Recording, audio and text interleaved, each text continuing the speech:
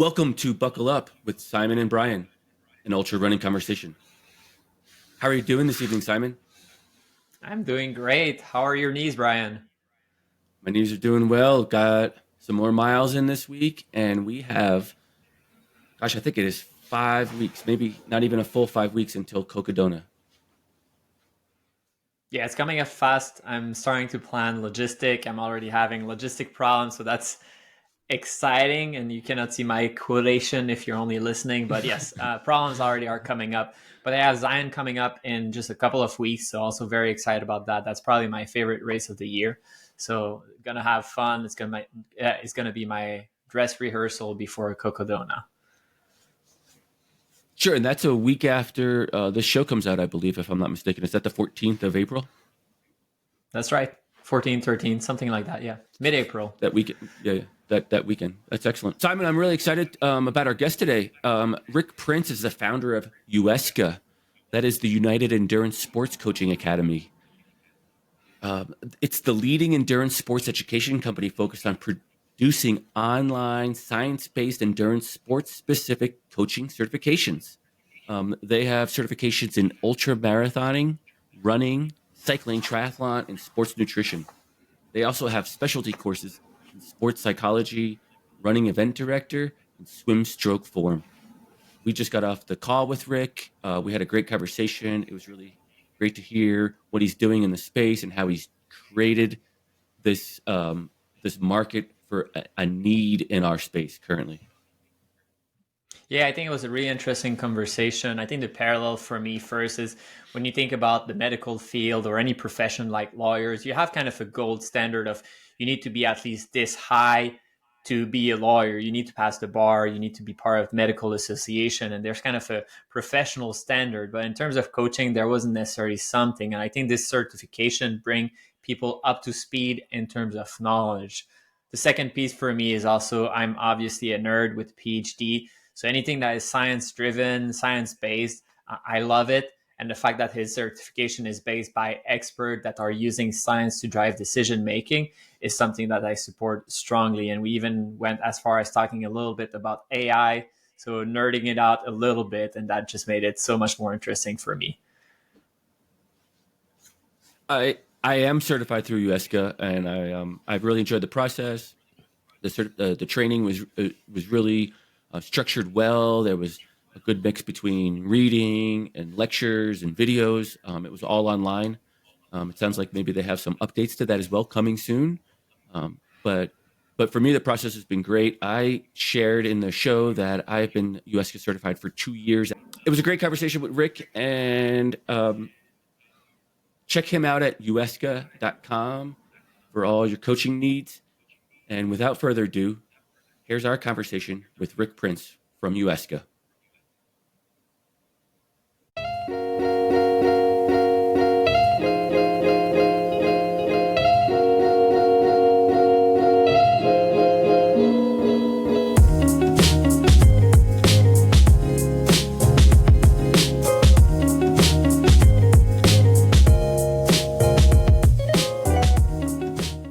Hey, Rick, welcome to the show. How are you doing this evening?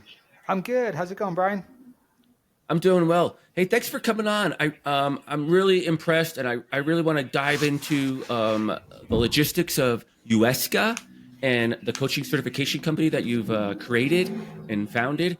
But we probably need to take a couple steps back first. How about a little bit of history about Rick Prince, where you came from, your history with sport, and how UESCA came to be? Yeah, sure. No, I appreciate that.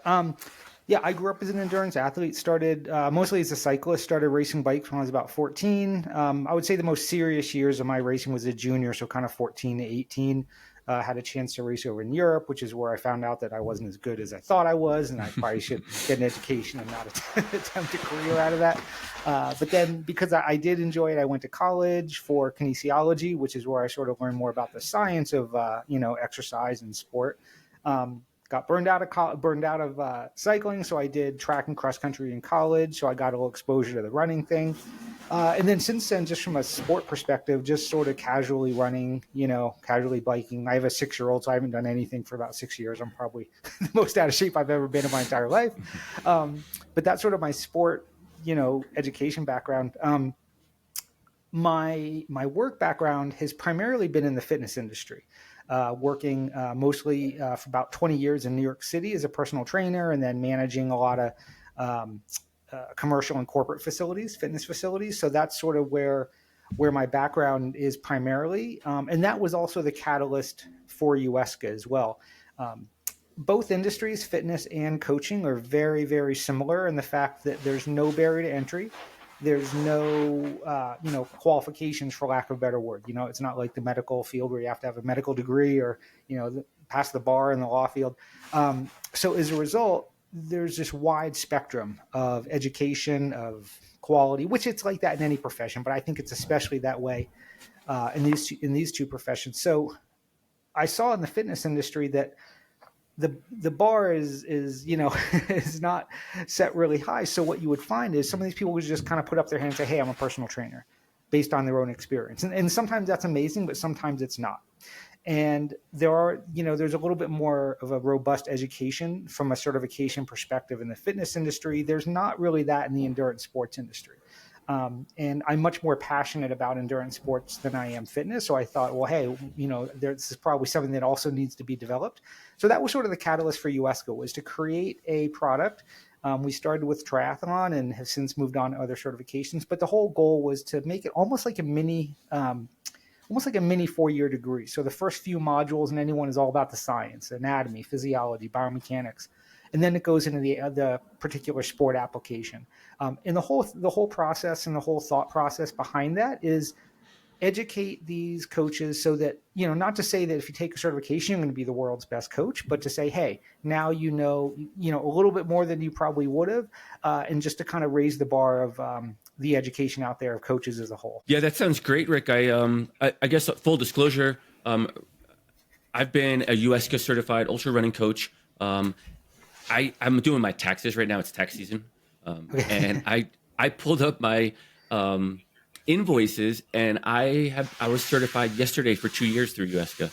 Oh, amazing. So it's like a little mini birthday, right, of my certification. So, and I've enjoyed it. Actually, I started the process. A quick story is that I started the process, obviously 2 years ago. And I actually just thought, well, it can't hurt to have it. I have a lot of experience and a lot of knowledge in the sport, more than 2 years of being certified.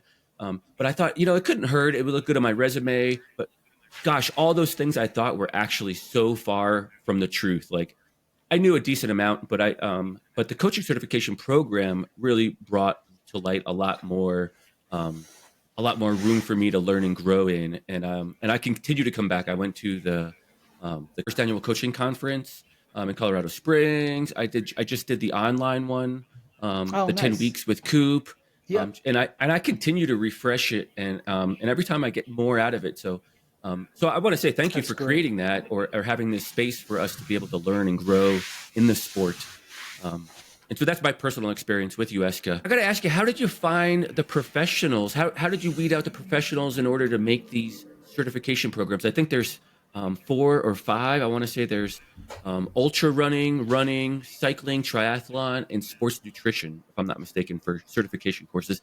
Could you tell us how you vetted that process? Yeah, it's really tough, actually. It's one of the toughest parts of running UESCA and managing UESCA, because we continue to grow. We also have specialization courses, and even within these courses, we might have a lead contributor, but then we have all these other contributors as well. I'll start off by saying that I think one of the things that sets UESCA apart is that, it's not my opinion. It's not the opinion of our one contributor. What we try to do is, for each specific area of the certification, we try to find that best person. So, because it's impossible to be an expert in everything. So whether it be sports psychologist, nutrition, biomechanist, altitude acclimation, whatever it is. So there's a lot of due diligence that's involved. It's reading blogs, it's listening to podcasts, it's see who's published recently as far as research, reaching out to them. And what we found is, even if, you might have 10 PhDs and be the smartest person on the face of the earth, but if you can't take that information, put it in layman terms and explain it, for someone like myself to understand, then it's kind of worthless, right? And that was one of the challenges with the conference too, because you want to get these high level people, but you also want them to be able to, put it out there in a meaningful way with for people that aren't in their academic field. So it's been a challenge, but so we kind of look for almost like the unicorns out there, if you will, people that are super smart, have the requisite, education, that they know, a lot of information, but that also have applied it, can apply it into the whatever application that is, whether it be ultra running, cycling. And this is going to sound kind of weird, but also that are just nice people that we want to work with. None of this is one and done. We view these contractors as, relationships. So we want to continue to work with them, whether it be to produce content or to speak at a conference.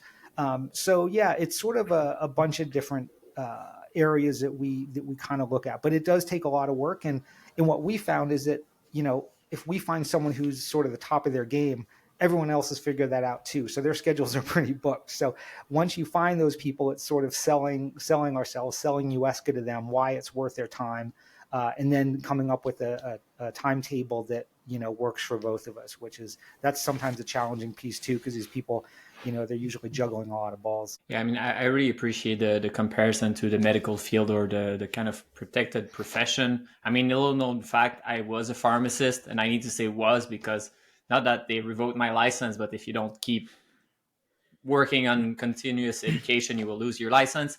I'm actually curious about that. It's the science is obviously always evolving, and what was true 20 or 30 years ago, we hear what they were doing and we're laughing because it sounds ridiculous. And it's easy to see that in 5, 10, 20 years, the practice will change a lot. And your coaches that come out of the program, obviously they have this badge of, this is a real coach. He knows what he's talking about. Do you have any level of continuous education to keep that certification? Yeah, there's sort of, that's a great question. I think there's sort of a multifaceted way for me to answer that. Purely from people maintaining their certifications, they have two options. They can either write a paper that's science-based, meaning, they're not citing, someone's blog, they're citing actually professional journal articles. It can be on whatever they want within the endurance space, but it has to be, citing real information, recent information within the 5 years, within the last 5 years, or they can pay a small fee and also take a recertification exam to make sure that they're still staying knowledgeable. That being said, we're also in the process, like actually, Brian, you'll appreciate this, or actually both of you. I just had lunch with Coop the other day, and we're in the works of coming up with version 2 of the ultra running certification. So it'll not only be more up-to-date information, but it'll also take a much deeper dive, almost like if you equate it to college, almost more like a master's degree, master's level course. The other, sort of spilling the beans here on a lot of things, the other thing that we're sort of having the works is a membership site. And so if you sort of can appreciate what, you guys familiar with Cliff Notes? Those, like when you wouldn't want to actually read the book, but you get those little things that give you the highlight. So what we're looking to do is have someone who's really good at reading research, disseminating research, in doing research across all different tables, reading these peer-reviewed journals, and then doing like a 3 to 5 minute video segment on, sort of the highlights, the summaries, limitations of the study, and then creating sort of a, whole library of these. That way people can log on, type in the subject they want, search for the subject, and that way they can stay up to date with the most recent research. Because you're absolutely right, Simon. It's a problem, right? Because so many people hang their hat on antiquated information. There's a lot of myths out there that no matter how many times science has debunked it, people still accept it as fact, and it's really irritating. So that's one of the things our certifications aim to do, but knowing full well that, to your point, Simon, in 5-10 years, some of the stuff that we're saying, okay, this is how you train, or this is what's fact, is no longer going to be the case. So you have to, if we're going to put out there and say, we're the gold standard of endurance sports education, it's we have to do that. It's not even an option. We have to stay current. Yeah, that's great, Rick. I appreciate all you're doing in this space. It sounds like you got a really great grasp on keeping us all up to date, and advancing ourselves as well. Not just up to date, but even advancing. That sounds right up my alley. I'm really into it. I really enjoy the process. I'm always trying to strive and thrive to learn more in this space. And your platform has really kind of launched that. So I appreciate that. Oh, thank you. Question I would have about the platform is that is that also for people that would want to have that knowledge just for themselves? So not necessarily in the context of I want to become a coach, but rather I want to apply science-based training method to myself to be a better runner, but I have absolutely no intention of, generating revenue out of that. Sure. Yeah, I couldn't give you the exact percent of the people that purchase our certifications for that exact purpose, but there's a decent amount of them that want sort of the most up-to-date information, hopefully what we consider to be the best information, but they want it just for themselves, whether it be to just for their own knowledge and or because they want it for their own, to become a better athletes. So yeah, there's a lot of people that utilize that. You have a year to take the exam after you purchase it. But yeah, a lot of people just never take the exam, and because I think a lot of them, to your point, just want it for themselves. So 100%. I've worked with a couple. To your point, Simon, I've worked with a couple athletes that have UESCA ultra running certification and still hire me for coaching needs. And so they have it's almost easier because they have an understanding of the process and how it works, and what I'm trying to attempt to do through the process. So there's a little less explanation in some of Can I those ask a instances. very basic question? What's UNESCA stands for, like the letters? Yeah, it stands for United Endurance Sports Coaching Academy. So it's a mouthful. Yeah. Hence why we use UESCA. Exactly. Exactly. I think Simon picked up on one of my questions was, who's a good candidate for coaching? And it sounds like anybody is, quite honestly. I think anybody looking to learn and grow either for themselves or to start a business, coaching others. All these certification programs are just really well needed, quite honestly. And again, to the point, the science-based approach to it, it was something that we were just missing in this space, particularly in ultra running. Maybe cycling and triathlon has some aspects to it, but you've definitely upped the game in those spaces as well. Yeah, no, I appreciate that. I think so. I agree. I think that a lot of these sports, it's funny. A lot of these sports have a lot of science. Like, Brian, you're a cyclist. You look, you'll hear stuff about wind tunnel testing and power meters and all this stuff. But at the end of the day, the training methodologies sometimes are still pretty antiquated, and the advice you hear tossed around is still pretty antiquated. So, and what I found is, and this goes back to that topic of how do we get people, how do we vet people to be contributors? A lot of the people that we have as contributors, not only, are they kind of hard to get a hold of and hard to work with, even for myself, to get them to work with their schedule. But for the average person, they just couldn't access these people, right? So, so being able to get the information from these people and put it out there, we found to be really helpful, because it's just information out there to help athletes that they wouldn't have access. I'll give you an example. Like one of our contributors for the cycling certification, he's the head of aerodynamics for Cannondale. This isn't what he does as far as create content. We found him, we reached out to him, but he's not someone that you would really be able to get information from on a normal basis. So yeah, I think partnering with those kind of people is really helpful for our audience and for our customers. Yeah, I mean, the way I see it is that you definitely have the kind of pure science, and that's great. And then you have probably your elite athlete that can be coached by people that have direct access to that, and they will do the optimal thing. But then you have your kind of average runner that's just having fun. And the link between these is kind of hard, because you need to decide what's actually important. I think a coach is the medium between these, where, look, I'm going to digest the information, I'm going to give you practical advice, and I'm going to just focus on what really matters, like the kind of big brush, as opposed to the elite runner that really, I mean, you're saving a second on a marathon, like that's a big deal. Whereas for me, saving a second on a marathon just means that, I don't know, I wipe my butt quicker, right? Like it's not science at this point for Right. someone like me, but for the pros it is. And then a coach like Brian can kind of be in between and say, like, look, focus on this, do these things, and this is science based. But at some point it's like, but trust me, I'm a UNESCA, or sorry, I probably don't say it right, but I'm certified. I know that information, and I'm vulgarizing that and adapting that to a specific individual. Right. Yeah. Agreed. But I'm a nerd myself. I mean, Brian knows that. I'm actually a nerd. I would love to read those paper and tell you why it's true or not true your conclusion. I'm a PhD myself, so not in that field in biomedicine, but Oh, still close nice. enough that I would love to read those paper and have a debate. But Yeah. that's Yeah. another story. Yeah, and I think as someone who has a PhD, you can appreciate and this is something we're going to talk about in the membership site. Studies that are statistically significant. What are some of the limitations of studies, so that people can also be better educated on how to read research papers or things to look for. Because I think that's also critically important. Because it's really easy, I think, and it's sort of almost like a cop out to say, hey, our stuff is science based. Well, what is that? It could be science from 1,000 years ago, or it could be, so we also try to make sure the science is relevant, and to both of your points, that it's applied in the correct way. And like you said, Simon, that is the role of a coach. It's to take the information, and not accept it as fact either. Do their own research as well. Make sure it, makes sense with what their coaching philosophy is, with what they believe.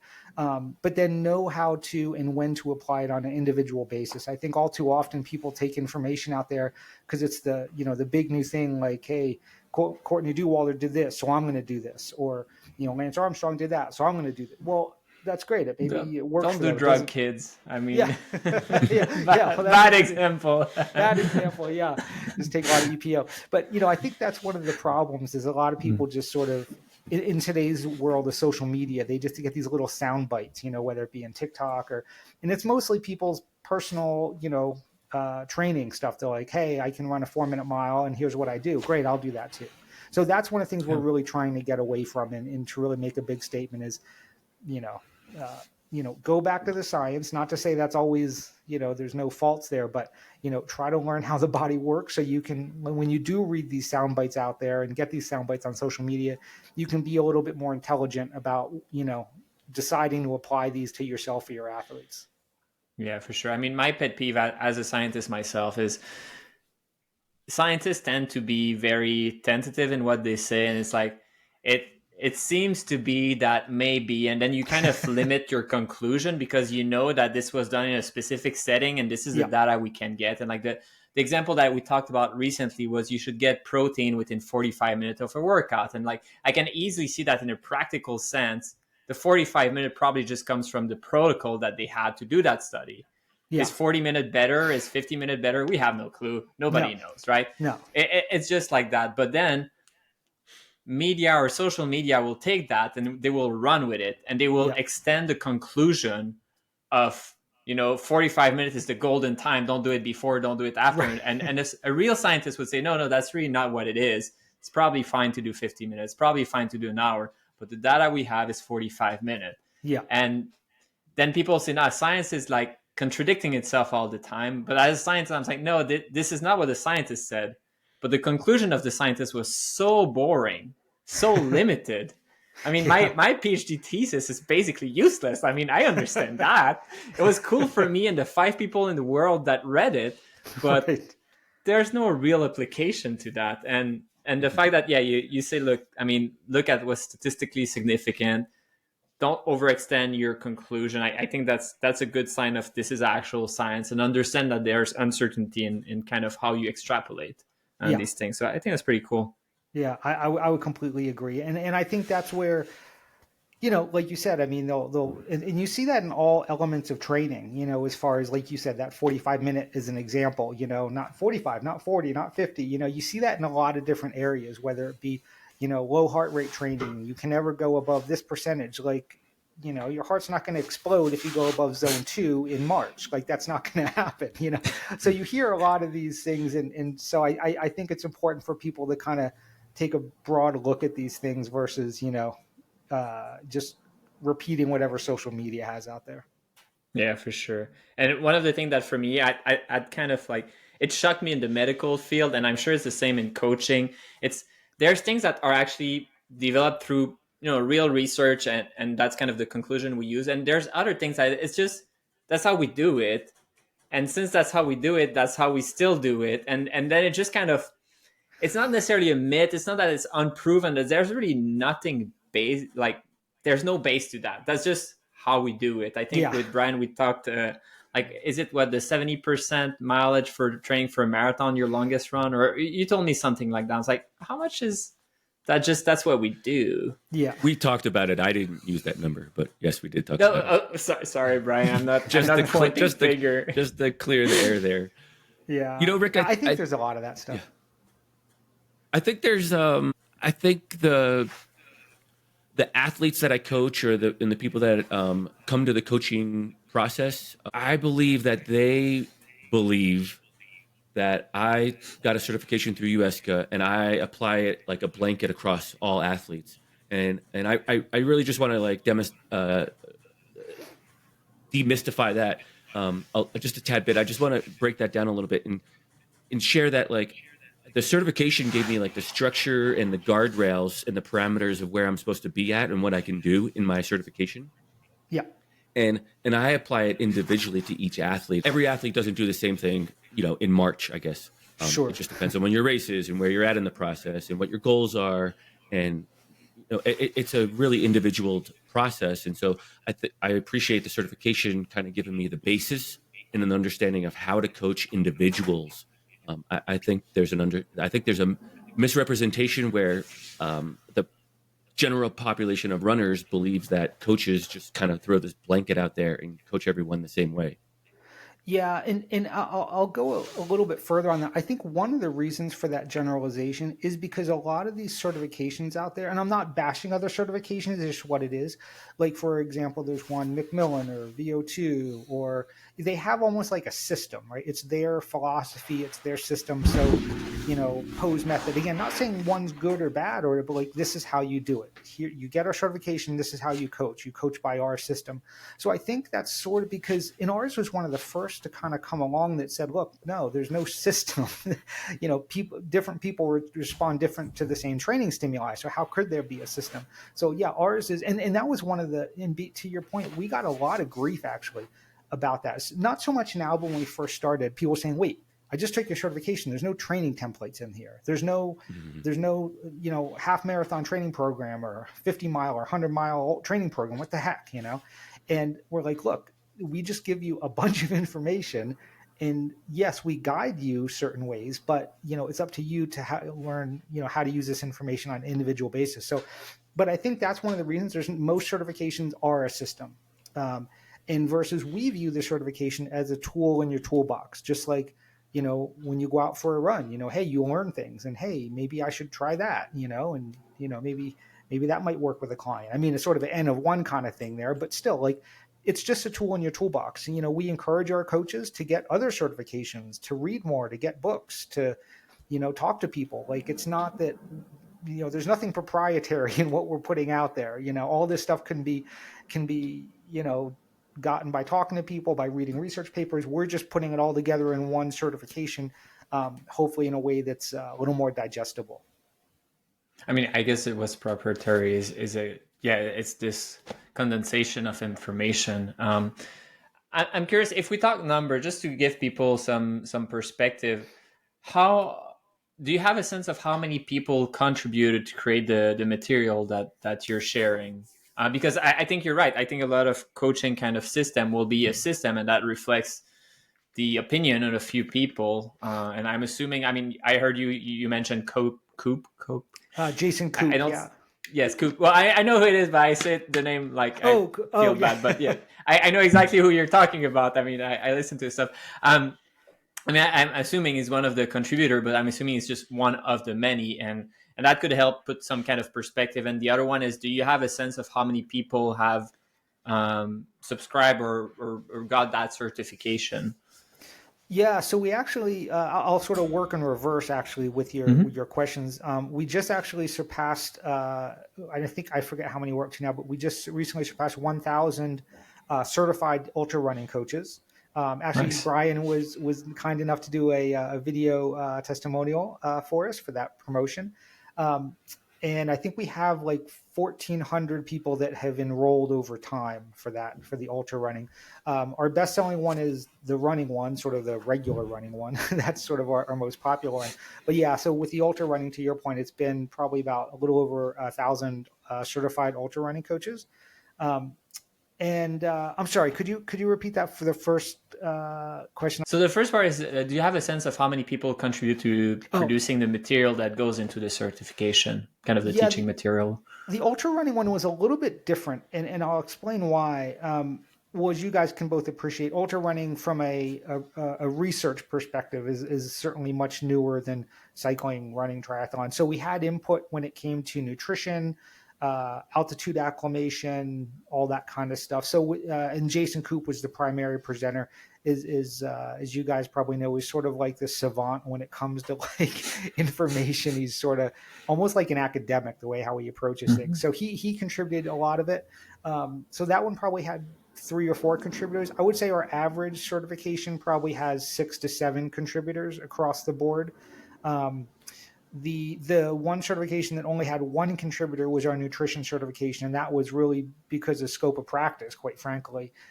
It went into all these different areas. Certainly you could have brought in other registered dietitians or sports nutritionists, but he's a certified sports nutritionist, registered dietitian, so he basically just kind of ran with it. But cycling, I would say cycling is the one that we had our most contributors, because there's so many different disciplines: cyclocross, time trial, sprinting, criterium. So we had a lot of different contributors there.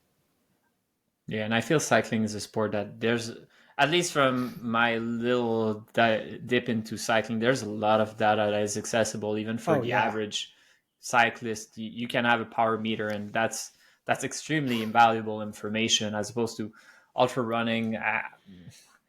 You have your heart rate monitor, you have your pace, I guess, but that's about it, really. So it's kind of a little bit duct tape solution, much more. Yeah. Cycling is much more data driven, and I think almost to a fault for the average person, Yeah. because every day now there's another wearable or another thing, and I've always said it's the challenge with this information isn't because anyone can take a singular data point and say my heart rate's this or my power's that or my blood lactate is this, but it's the correlation of data that's going to present meaningful information to the coach as well as the athlete.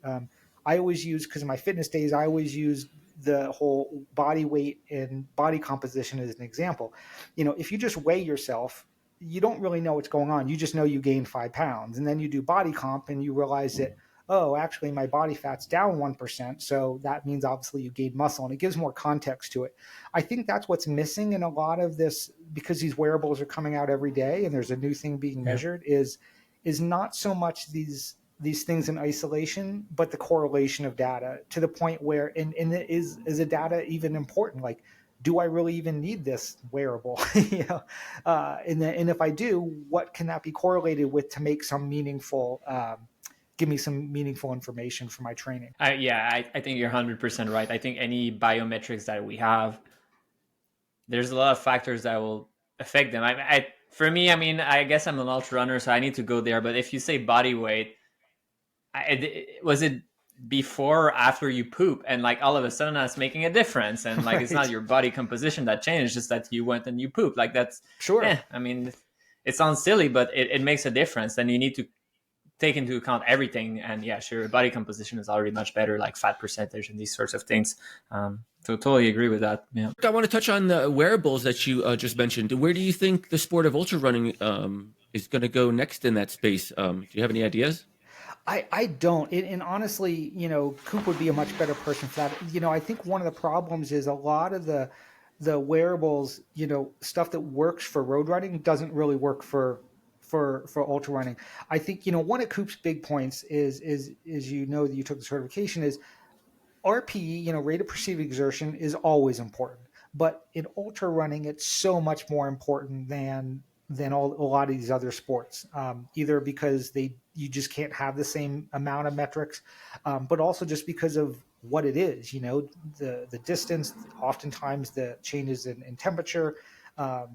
Changes in altitude, things of that nature. So I'm sure it will change. I don't know, every day, whether it be blood glucose, core body temperature, lactate, there's all these things that used to be, even power for cycling, right? You had to go into a lab to get that. You had to do the Wingate test, and now it's on your bike. Now there are onboard aerodynamic things that judge your the drag. So there's a lot of stuff that can be applied to sports. I'm sure there's no shortage of things that will come out that will be marketed to ultra running. But I couldn't tell you which ones would be the most valuable. I'm not a sports scientist, but from what I can gather is there's probably less value in a lot of these wearables as compared to RP than there would be in a lot of other sports. That's my best guess. But that being said, I'm sure there will be some some high value stuff out there. I couldn't place it though. Yeah, for me, I look at the pros and I see what they do, and it seems that the direction they're going is like it's not a wearable, but like a quick.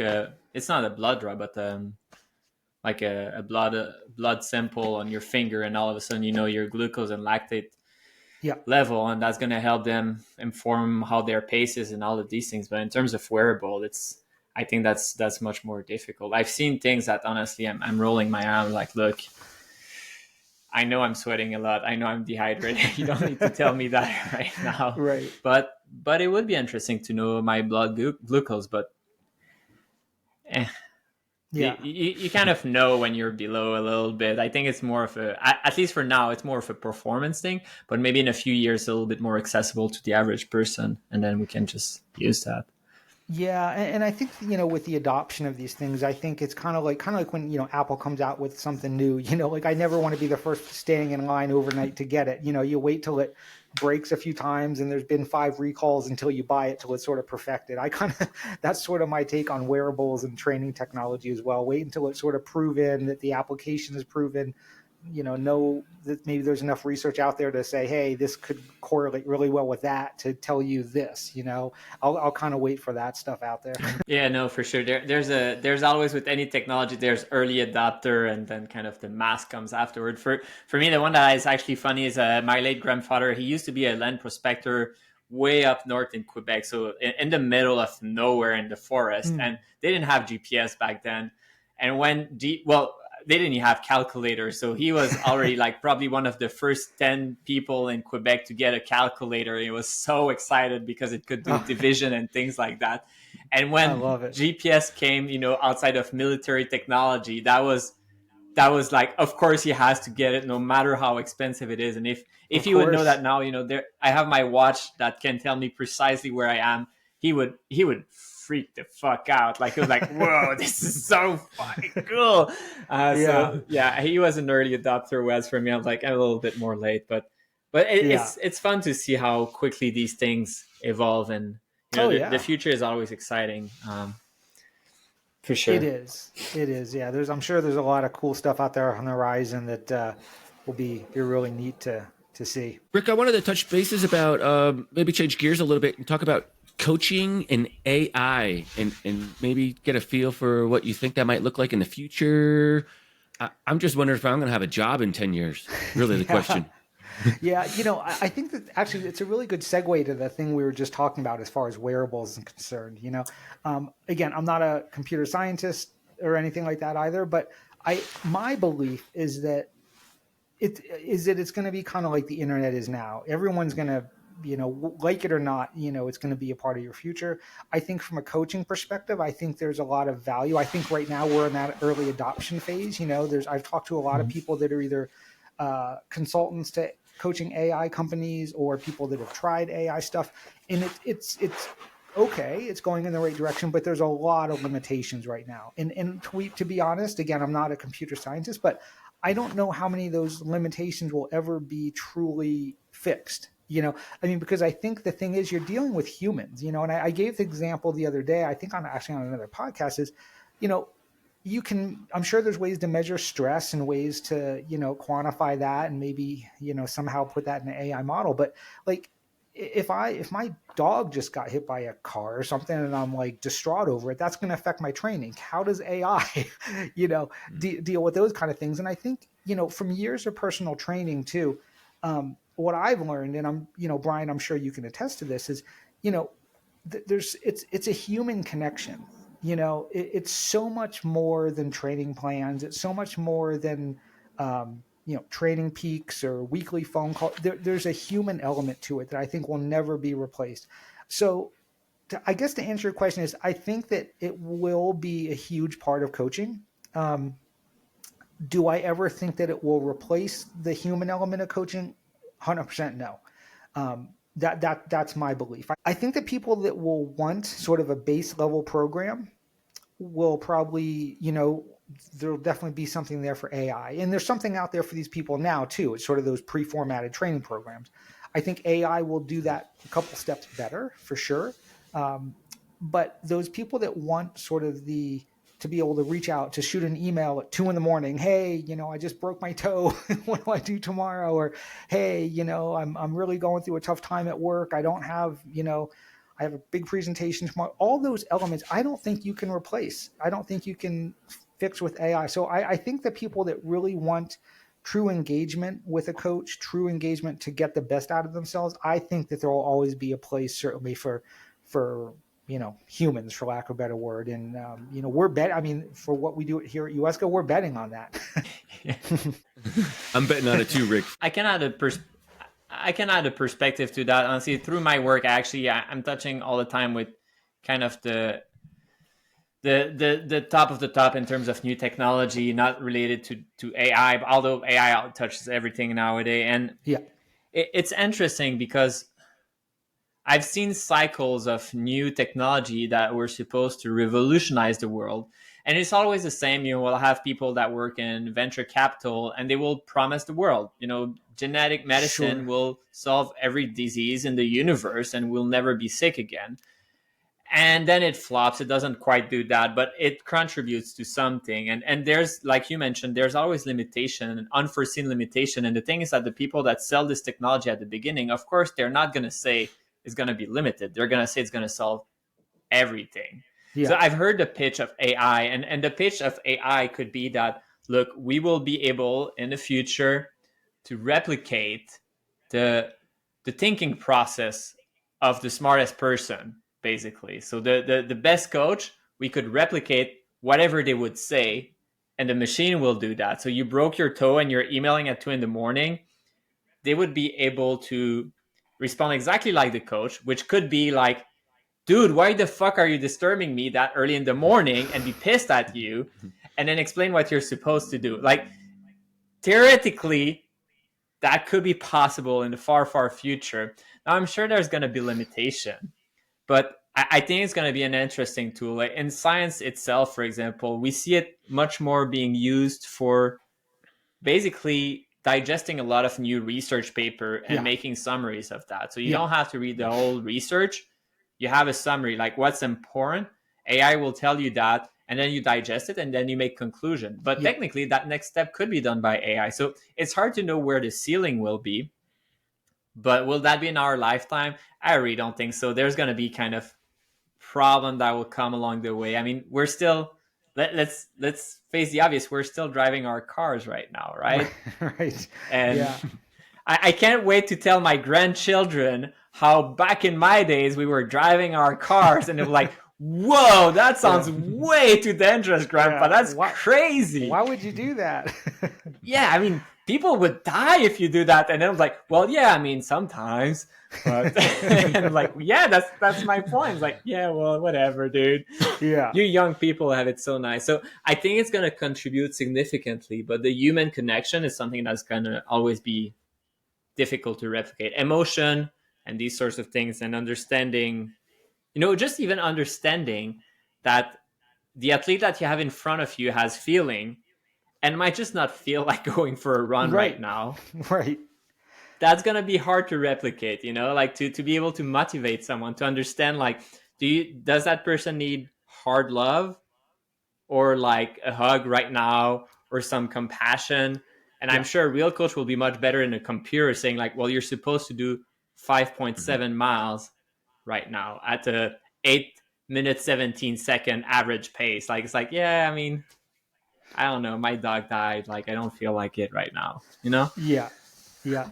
And I think the other challenge with AI is, for example, scraping data, like where are you getting the data from? Like you said, if it's one thing if you get it from all these journals, but like, again, I'm making this up, Claire, but like, let's say your AI model scrapes every blog post out there, and all of the blog posts are sort of N of one type posts out there, so it's kind of like garbage in, garbage out, right? So but I do think that, like when I worked, when I was working in New York City as a personal trainer, I had some of these clients for literally 20 years, where I feel like family, and so there's that connection that I don't care how great AI is, you're just never going to replace that. And to your point, Simon, with, how people feel and the emotions and I think I think that's really underestimated in the coaching process. And Brian, I'm sure you can appreciate this. Like, really, at the end of the day, for a veteran coach or a veteran personal trainer, that's one of the biggest pieces of it, is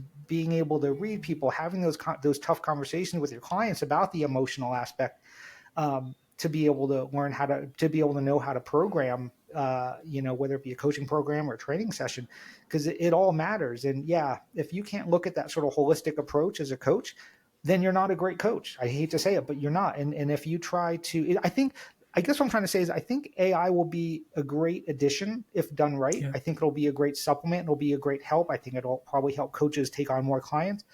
But if you want to be what I would consider a good coach, you'll always need the human element. 100%. It's interesting, when I got into coaching, I didn't think that that I would actually make friends through a business. And I get a slew of Christmas cards. I have high school students that have reached out to me after high school, ask me questions about their trading process and want to go for a run. So I have like a network of friends through a coaching business, and I didn't think those paths would cross, but they have. So you're absolutely right. I'm glad to hear that. Yeah, I think that's normal, and I think, because you hear all the time, don't mix business with pleasure, but it's just a natural evolution.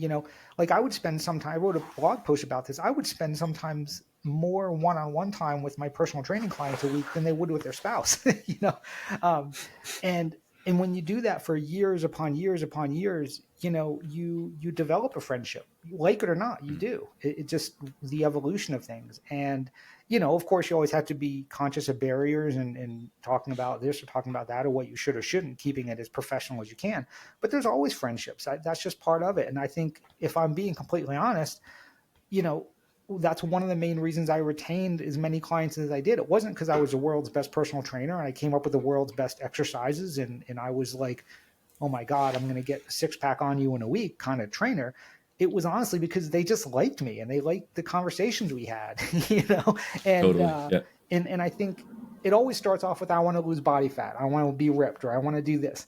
And then it evolves somewhere along the way where they still have those goals. But then it's also, hey, I just kind of like talking to this guy and I like being around this person for a few times a week, or I like our phone check-ins from coaching. I really like Brian. So I think that's an element that not a lot of people really appreciate. Certainly people that aren't either in a coaching relationship or have never been on one side of the coin or another for a decent period of time. But it's there, and it's something that's it's a real thing. Yeah, for sure. I think you're 100% right. And I mean, I was just trying to portray what my data scientist friend would say. I mean, I asked them, for example, you will never be able to predict the lottery number. And they were like, if I had the good data, enough information, enough computer power, I could predict all the lottery number in the future. I was like, oh, okay, buddy. Okay. So if someone claims that, they will claim that they could make the same level of connection in terms of emotion. I was like, sure, whatever. Like, you're a venture capitalist, that's fine. Like, you want money, I'll accept that you're saying this crazy claim. But I think that's interesting because that then it puts the coach is this person who has decent information about the science, but is an expert at human connection and implementing that to people. Whereas, for example, a program that you're making probably would benefit from using AI to extract the best information, and then you will have your expert that will communicate that to coach. So the AI, I think, is a tool to extract, like, okay, like, let's read the data, let's synthesize that, and then you have someone who will pass judgment, which is your Coop, and then you have your Brian that is good at making friends with athletes and implementing that in real life. I think that's where the AI will be used. Yeah, I definitely view it as a tool. One of the running jokes when I was a trainer was that, not most, but a lot of the trainers had degrees in, kinesiology or physiology. And we always joke that we'd be much better served with a degree in psychology. because, your clients would tell you stuff completely unrelated to fitness or, sports. And you're like, oh my gosh, like, because they trust you, there's that level of trust. So they talk about this stuff and I'm like, I don't even know what to think about that. Like, I don't know. Should you or shouldn't you get a divorce? I have no idea. Like, so, but again, it just brings to light that, the personal relationship to coaching. And I think you're right. I think AI will be a tool that will really help with data and all that kind of stuff. And I think it'll get kind of like our certification. It'll be up to the coaches to be able to take that information and use it in the way that's most beneficial for their coaching practice and for their athletes. Rick, what's in the works for UESCA? What's next? Well, what's most recent? Because I know you have a bunch of stuff that just came out, and then where's UESCA going in the future? What's the plan? Yeah, I appreciate you asking that. There's a few things. We just launched this business called Thrive Hive, ThryvHive, and it's a website builder specific for endurance sports athletes. So it's sort of like all-in-one package. It's based on a WordPress platform. It uses this Groundhog CRM, customer relationship management system. So it's a pretty robust platform. And we've really geared it towards endurance sports as far as like sales funnels and all that kind of stuff. So that's pretty exciting. So, the goal with UESCA is to whatever an endurance sports coach would need or want, we want to be able to offer. So that's that. We are probably about a month to a month and a half away from offering what we anticipate to be one of our last certifications. It's a strength conditioning certification, again, specific for endurance sports, because what we found is there's not a lot of knowledge in that area. Most people are runners or cyclists, whatever, and they've never really, and strength training has always sort of been on the back burner with these types of athletes.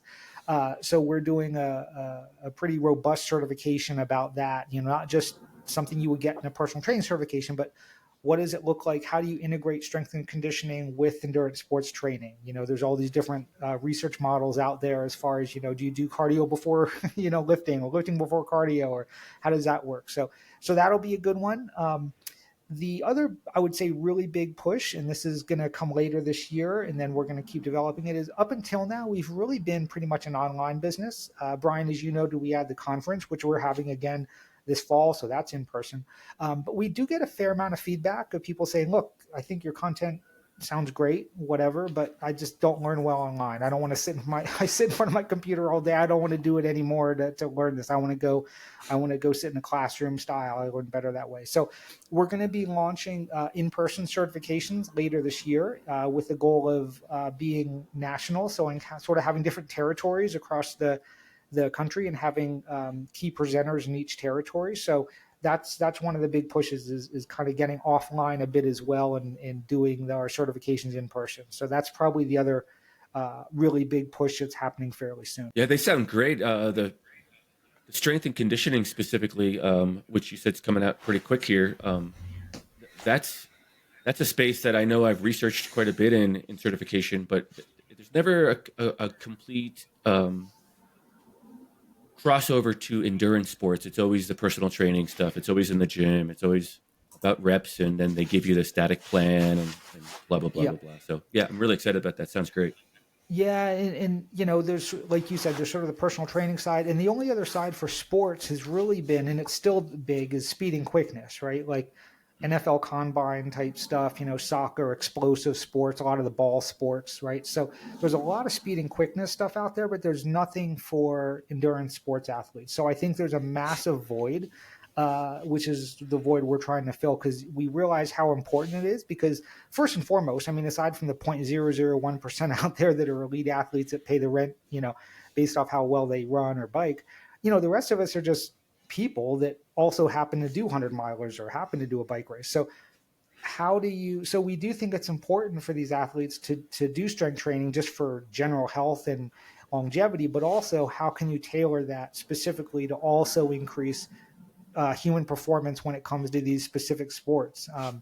One of the things I was just working on for the certification today, and it matters, is like people talk about squatting, right? Like, and there's a lot of old, we were talking earlier about contraindicated things and stuff that's sort of myths, but you can't let the knees go over your feet. You can't squat deep. Well, both of those have been debunked, but they still get passed on. But if you look at your position when you're on the bike, when your foot's at the top of the pedal stroke, your knee is always over your foot, right? So Therefore, if you want a functional exercise in the gym, your knee would be over the foot if you're training for cycling. Depending on what your ankle angle is when you're on the downstroke, that determines is your heel up or do you want your heel down when you're squatting. So there's a lot of very functional application to strength training that we discussed in the certification that, again, to your point, Brian, you certainly wouldn't get in a personal training certification or, speed and quickness. Again, it's not to knock those at all. They're all great. It's just how you applying this information. Yeah, that's great. I think that that really fills a void for that space in there, the cross connection of the two. Yeah, they both have their spaces, but just tying the two together will really be helpful for an online coach like myself. Rick, I want to thank you for your time. I want to jump into the last two features that we have here on the show. One is the AEC Kudos, Altitude Endurance Coaching Kudos for team members of Altitude Endurance Coaching, which is my coaching business. April is bringing a bunch of early spring races this month. We have the Boston Marathon, the Bootlegger 100, Mount Toby Trail races, Escape from Prison Hill, the UTMB's Desert Rats 50K, Orcas Island, Big Sur Marathon, Full Circle with Tejas Trails, and Eternal Damnation, as well as Yamacraft 40 miler that all of the athletes will be some athletes will be participating in one of those events over the month of April. So shout out to those guys. Best of luck. I'm rooting for you. I'm in your corner. I'm surprised you don't have anyone doing Zion, actually. No which Zion is coming goers. up very soon. Oh, well. No Zion goers this go around. But you never know. I can say they're missing out. They're missing out. I'm free advertisement for Zion Ultra. You should sign up for that one. That's one of the best one. All right, we'll have to check out Zion team. All right, shall we move to the coach corner? So every week we have a coach corner. As you know, Coach Brian is a certified coach, and we take questions from the audience that we answer publicly so that it can benefit everyone instead of just answering one-on-one. So we have a few questions this week related to doing 200 miler. And I'm going to shoot the question. Of course, Rick, if you want to contribute to the answer, you're welcome to do so. So the first question that we have comes from Cassadi. I'm sorry, I pronounce his name wrong all the time, but that's because I'm French Canadian, so I apologize for that. But thank you for your question, and sorry for butchering your name. But great question that I'm actually wondering myself. So, Coach Brian, related to 200 milers, can you tell us a little bit how to work on sleep strategies for these races? 200 milers sleep strategies. In the short time that we've been doing these 200 milers, has not a lot of history there, but I think often and early would be the two words that I would use for a sleep strategy. So in the past, I've done it myself. I've gone through the first night and hung on to night two, only to completely crash and implode on myself. So I think we found, generally speaking, the 200-mile group has found from trial and error that often and early seem to work a lot better. So even on that first night, even though you may not be completely exhausted, try to get a little bit of shut-eye, whether it's a trail nap or in the aid station, in the back of the crew vehicle, in a crew vehicle area.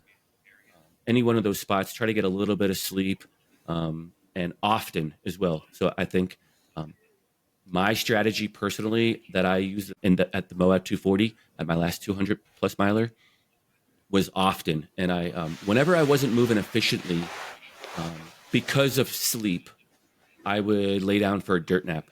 In the daytime, I'd find a little shade under a bush, get out of the sun. In the nighttime, I'd get out of the wind if I could and put on an extra layer and take a 15 to 20 minute power nap on the side of the trail. So that's the often part of it. I'd sleep a little bit longer at the aid stations, 40, 45 minutes. For myself, that worked. I think to wrap up that last thought is that trial and error, learning what works best for you in training, in the training process, is really how you're going to find out what works best for you. So Cassidy, an example would be on Friday night after work and after dinner and after putting your kids to bed and your husband's home, or your significant others at the house, or whatever's going on at home, you get out for your 10 o'clock run, your 10 p.m. run, and maybe you try to take a cat nap at 2 a.m. before you make it home for 3 a.m. And maybe you try to lay on the side of the road, side of the trail.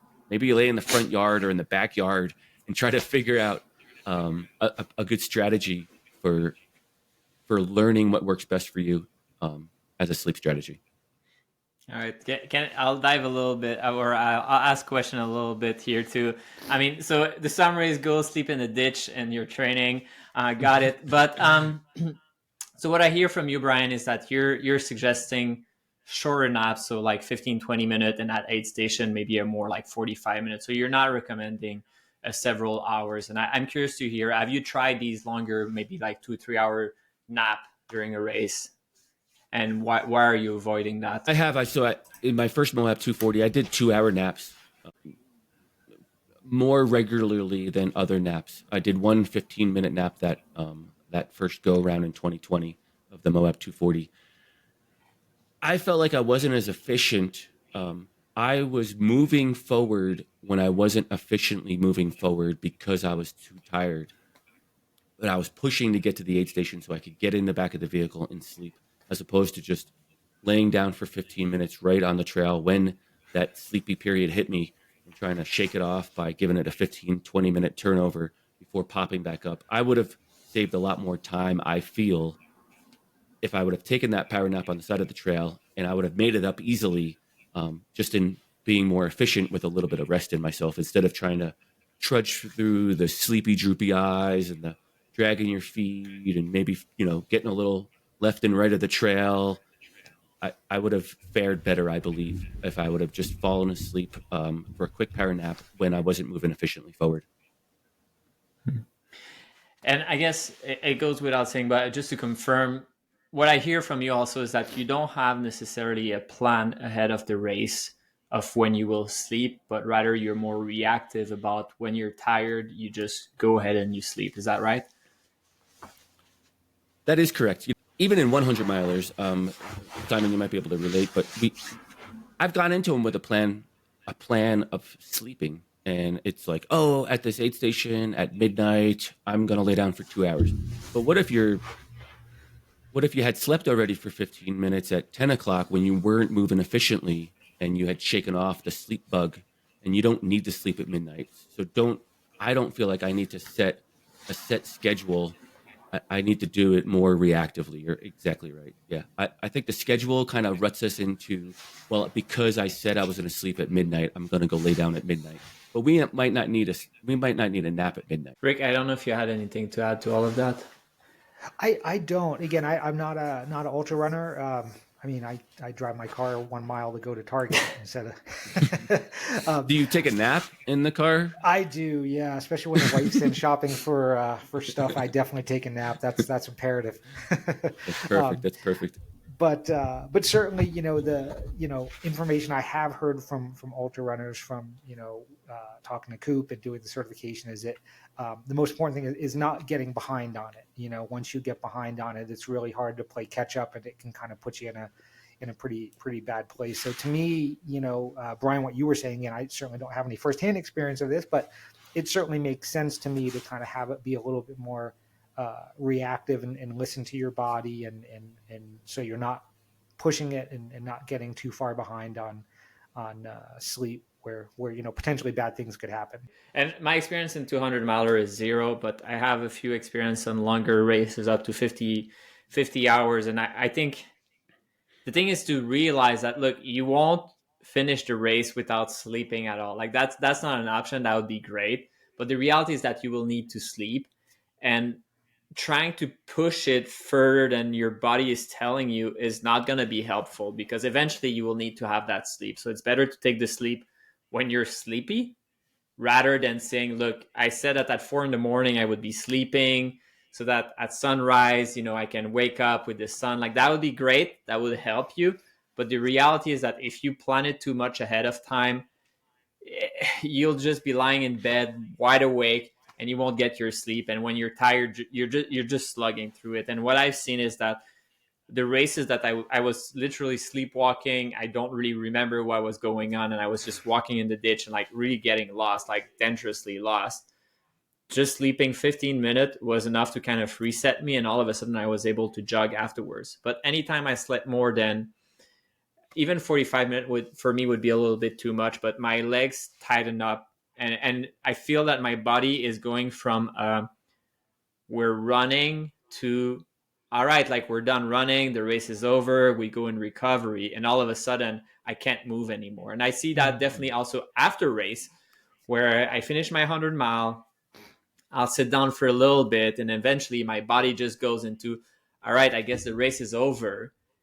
And I was running just before that, and now I can't walk anymore. So if you prolong the sleep too much, you're just getting in an unproductive phase of like your recovering, but you won't be able to run, and that's going to be extremely painful. But Brian is the expert here, and I think we're going in the same direction anyway.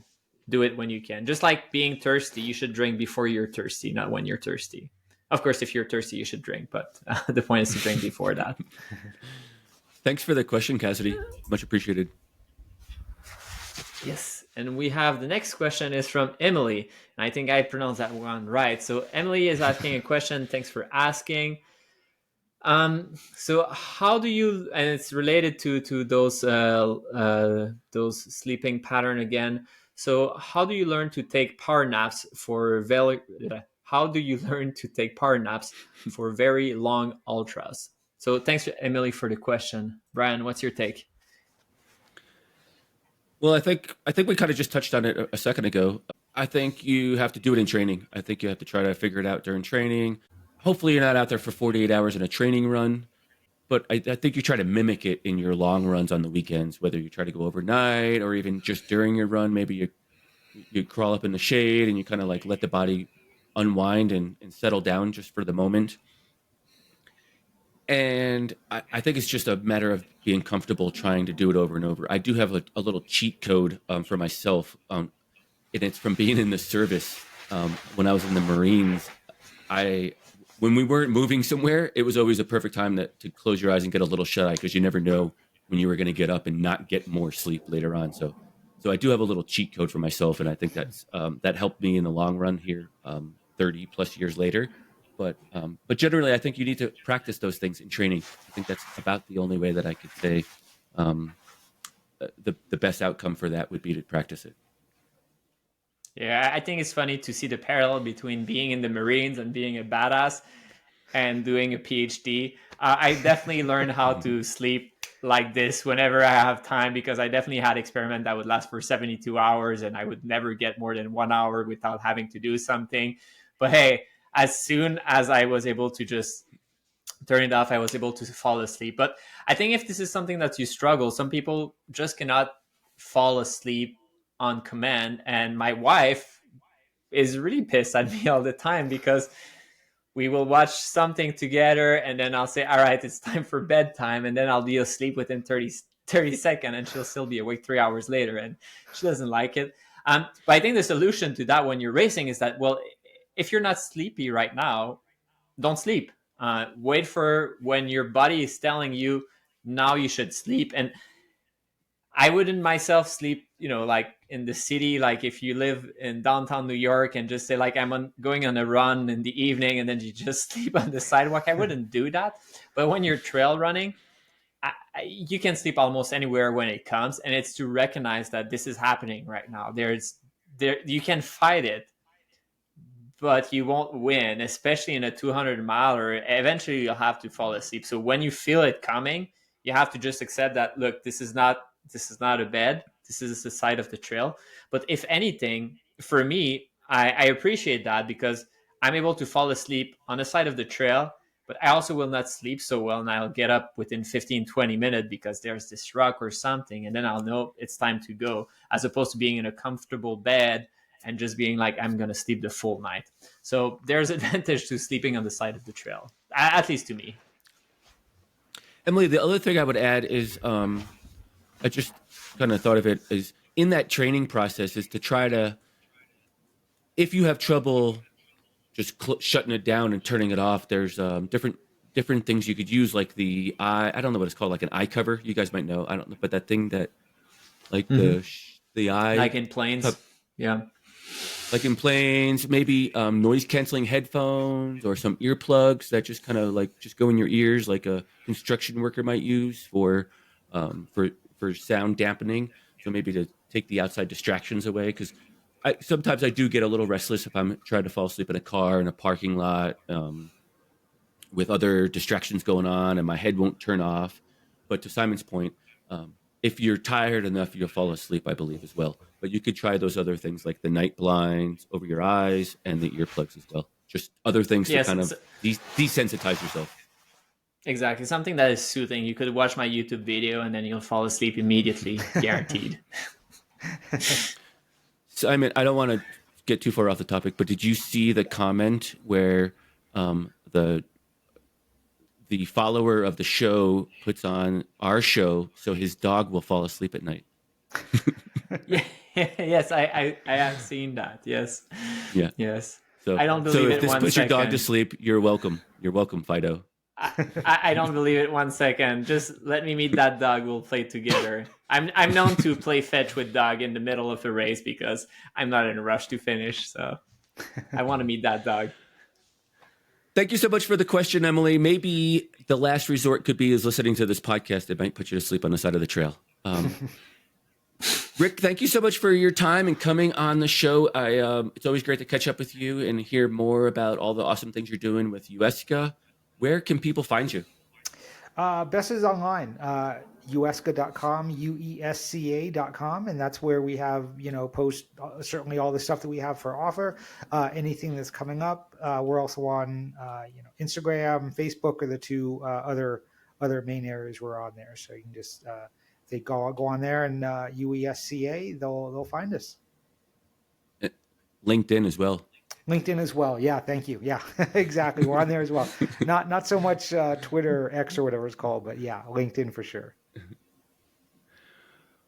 Well, thanks again, Rick. We appreciate your time, and always exciting to hear new things in the space, and we love what you're doing with it. Well, thanks so much. I appreciate Brian. It was great to be on here with you, and thanks a lot, Simon. Appreciate both of your time. Yeah, thanks for being here. It was great meeting you. You as well.